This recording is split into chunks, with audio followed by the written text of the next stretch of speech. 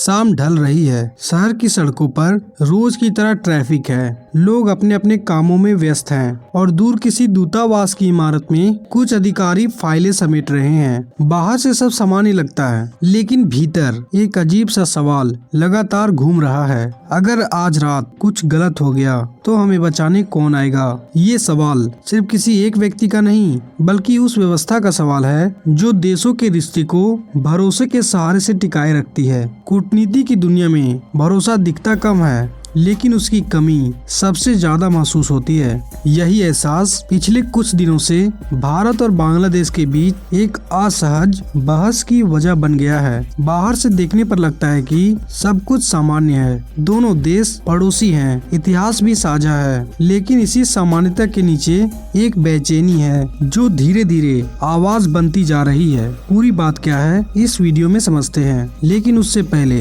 रोज ऐसे ही वीडियो देखने के लिए हमारे चैनल को अभी सब्सक्राइब कर लीजिए। अब कहानी को थोड़ा पीछे ले चलते हैं। किसी भी देश का दूतावास या उच्चायोग सिर्फ एक इमारत नहीं होता, वह उस देश की संप्रभुता का छोटा सा टुकड़ा होता है जहां काम करने वाले लोग अपने देश का प्रतिनिधित्व करते हैं। उनकी सुरक्षा सिर्फ औपचारिक जिम्मेवारी नहीं, बल्कि अंतर्राष्ट्रीय भरोसे की बुनियाद होती है। दुनिया इसी भरोसे पर चलती है कि मेजबान देश मेहमान देश की प्रतिनिधियों को सुरक्षित रखेगा, चाहे हालात जैसे भी हों। बांग्लादेश के कई बड़े शहरों में भारत के उच्चायोग और सहायक उच्चायोग हैं। कागजों में इनकी सुरक्षा का जिम्मा स्थानीय प्रशासन और सुरक्षा एजेंसियों के पास है, लेकिन जमीनी हकीकत कई बार कागज से अलग दिखती है। सुरक्षा दिखती है, लेकिन महसूस नहीं होती। और सबसे अहम बात, भरोसे का अभाव। ऐसे माहौल में काम करने वाले अधिकारी सिर्फ फाइलें नहीं देखते, वे हर दिन अपने आसपास के हालात भी पढ़ते हैं। ये चिंता इसलिए भी गहरी हो जाती है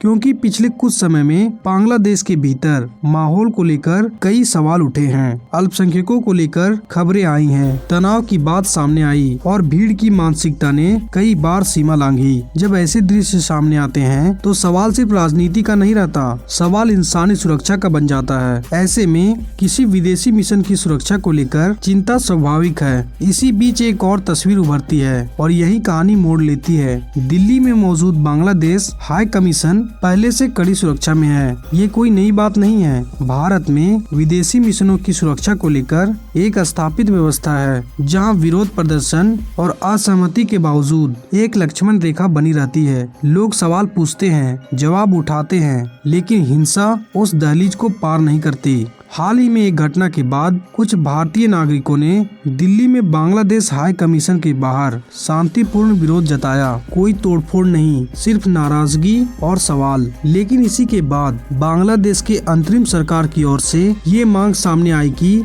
दिल्ली में उनके हाई कमीशन को और ऊंचे स्तर की सुरक्षा दी जाए। Z+ या NSG जैसी व्यवस्था की बात कही गई। यहीं से बहस तेज हो जाती है। सवाल ये नहीं कि किसी मिशन को सुरक्षा मिलनी चाहिए या नहीं, सवाल ये है कि क्या सुरक्षा एक तरफा मांग हो सकती है? जब एक देश अपने यहाँ मौजूद विदेशी मिशन को लेकर चिंता जताता है तो उससे पहले उसे यह भी देखना होता है कि वो खुद दूसरे देशों के मिशन के साथ कैसा व्यवहार कर रहा है। यहाँ तुलना अपने आप सामने आ जाती है। एक तरफ भारत है, जहाँ अब तक किसी विदेशी दूतावास को भीड़ ने जला नहीं दिया, जहाँ असहमति के बावजूद संस्थागत मर्यादा निभाई जाती है। दूसरी तरफ बांग्लादेश है, जहाँ अतीत में भारतीय मिशन के बाहर हिंसा और अव्यवस्था के दृश्य देखे जा चुके हैं। इसके बावजूद भारत ने सार्वजनिक रूप से कभी धमकी की भाषा नहीं अपनाई, न ही रिश्तों को तोड़ने की बात की। कूटनीति में शब्दों का वजन होता है। जब कोई देश कहता है कि उसे दूसरे देश की जनता पर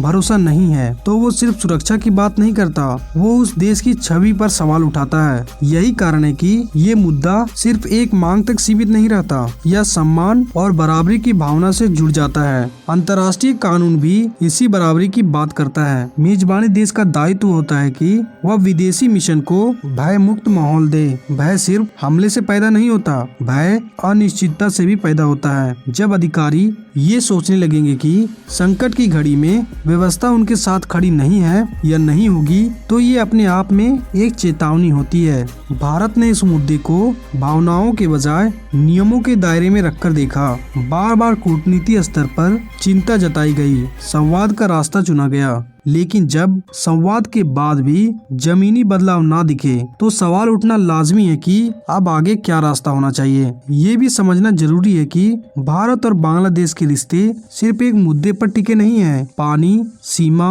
व्यापार, सुरक्षा, संस्कृति, हर स्तर पर दोनों देश एक दूसरे से जुड़े हैं। ऐसे में किसी एक मामले में असंतुलन पूरे रिश्ते पर असर डाल सकता है। जो सुरक्षा बांग्लादेश मांग रहा है, क्या वही सुरक्षा आप भी देने को तैयार हैं? भारत के लिए ये फैसला आसान नहीं है। एक तरफ पड़ोसी देश के साथ रिश्ते को संभालने की जिम्मेदारी है और दूसरी तरफ अपने अधिकारियों और नागरिकों की सुरक्षा का दायित्व। कूटनीति में नरमी और कमजोरी के बीच बहुत बारीक सा फर्क होता है। हर कदम यह संदेश देता है कि आप नियमों के साथ खड़े हैं या दबाव के आगे झुक रहे हैं। इस पूरी कहानी में सबसे जरूरी बात शायद ये है कि सुरक्षा को राजनीतिक हथियार ना बनाया जाए। सुरक्षा कोई आसान नहीं, यह अंतर्राष्ट्रीय व्यवस्था का मूल सिद्धांत है। अगर इसे सौदेबाजी का हिस्सा बनाया गया तो कल किसी और देश के साथ भी यही मिसाल दोहराई जा सकती है। आखिर में सवाल वहीं लौट आता है जहां से हमने शुरू की थी। उस इमारत में बैठे अधिकारी उस भरोसे पर काम कर रहे हैं कि दुनिया के नियम उन्हें सुरक्षित रखेंगे। अगर यह भरोसा कमजोर होता है तो नुकसान सिर्फ एक देश का नहीं बल्कि पूरी व्यवस्था का होता है। अब एक सवाल आपसे,